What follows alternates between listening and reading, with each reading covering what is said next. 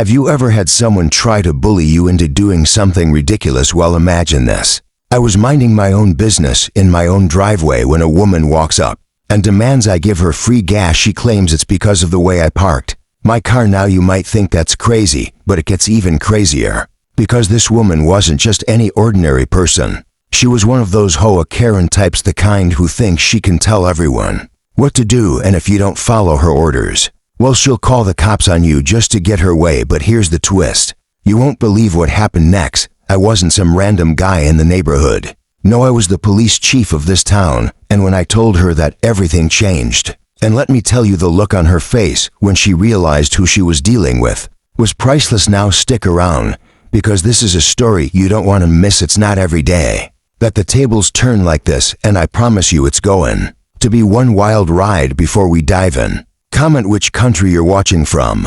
It was a quiet afternoon in the neighborhood when I first saw her walking up my driveway. Her eyes locked on me as if she had just found her target, and I wasn't prepared for what was about to unfold. She was a figure I had seen around the neighborhood before, someone with a commanding presence who thought she could control everything around her. She marched straight toward me. Without so much as a greeting, her focus solely on my car. I couldn't understand what was happening at first because I hadn't done anything wrong. I hadn't parked in anyone's way or caused any inconvenience. But then she spoke, and everything changed. She wasted no time diving into what seemed like an outlandish demand. She was what people call an HOA Karen, someone who believes that rules only apply to others, but not to herself. She started complaining about my parking, but that wasn't the issue at hand. No, she was fixated on something far stranger. She demanded that I give her free gas because of the so-called poor parking job I had done. I was taken aback. How could anyone have the audacity to ask for something like that? I mean, who asks for free gas just because someone's parking isn't to their liking? I tried to reason with her calmly. I explained that I wasn't about to give anyone free gas, much less someone who thought they could make such ridiculous demands.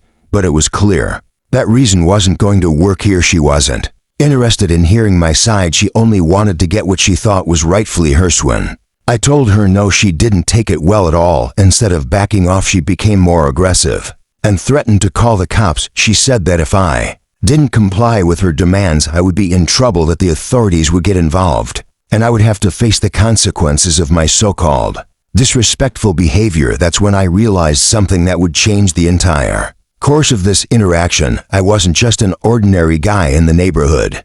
I wasn't some random person she could walk up to and try to bully. No, I was the police chief of this town, and that small detail was about to completely flip the script. Harry stood there for a moment, taking in what she had just said, but instead of feeling intimidated, I found myself with the upper hand. I didn't need to get angry or argue anymore. I knew exactly what to do. I watched as she took out her phone and started dialing the number for the cops, thinking she could intimidate me into giving her what she wanted. But little did she know I wasn't the one who was going to be in trouble here. I pulled out my phone and made a call of my own. I wasn't just a regular citizen. I had connections. I knew exactly how to handle a situation like this. When the officers arrived, it was clear from the looks on their faces that they knew exactly what was going on. They didn't need to ask any questions. They knew who I was, and they understood the situation right away. As they approached her, she could see that she was no longer in control of the situation. The look on her face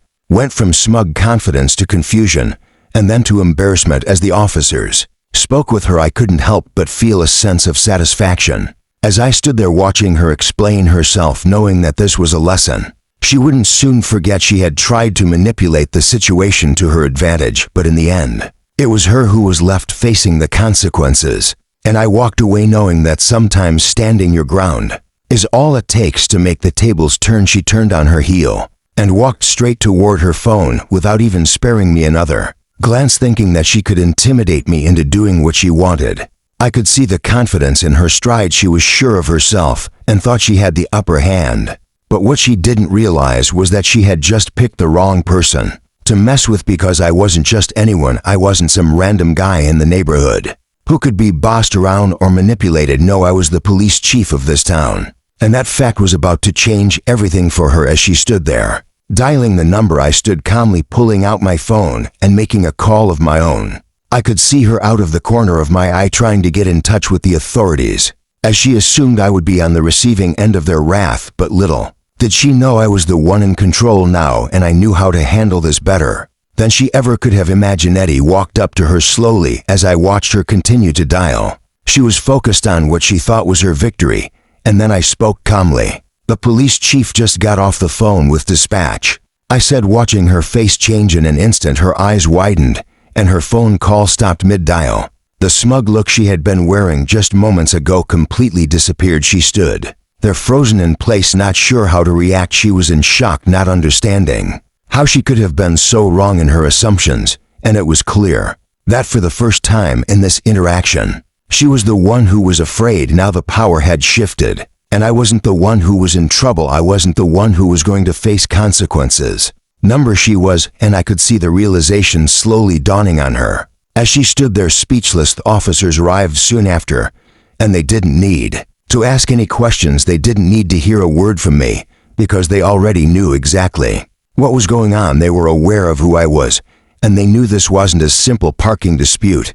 This was someone trying to abuse the system and manipulate the situation to her advantage. They turned to her and immediately began to speak with her. Her face was pale, and her eyes darted nervously as the officers addressed her. I couldn't help but feel a sense of satisfaction watching her try to justify her actions when it was clear to everyone that she was in the wrong. She had come to me with unreasonable demands, expecting me to fold under pressure. And when that didn't happen, she thought she could escalate things by calling the cops. But in the end, it was her who was wasting their time. And not only that, but she had also crossed the line by trying to manipulate someone with authority into giving her something for free. As the officers continued to speak with her, I felt a small sense of pride knowing that she was getting a taste of her own medicine in that moment.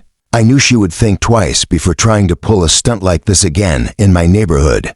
I watched as the officers finished up their conversation with her, and I knew that the outcome of this situation would stick with her for a long time. She had made a huge mistake, and now she had to live with the consequences. I walked back into my house with a calm sense of closure and a smile on my face, knowing that justice had been served and she would never make that mistake again. If you enjoyed this story, be sure to show some love by hitting that like button and subscribing to QZ Stories for even more incredible and captivating content like this. We've got a lot of amazing stories coming your way, and we don't want you to miss a single one. Make sure to hit the bell icon as well, so you'll be the first to know when we upload new videos. Your support means the world to us, and it helps us keep bringing you the very best in storytelling. Thank you for being a part of our journey, and we'll see you in the next video.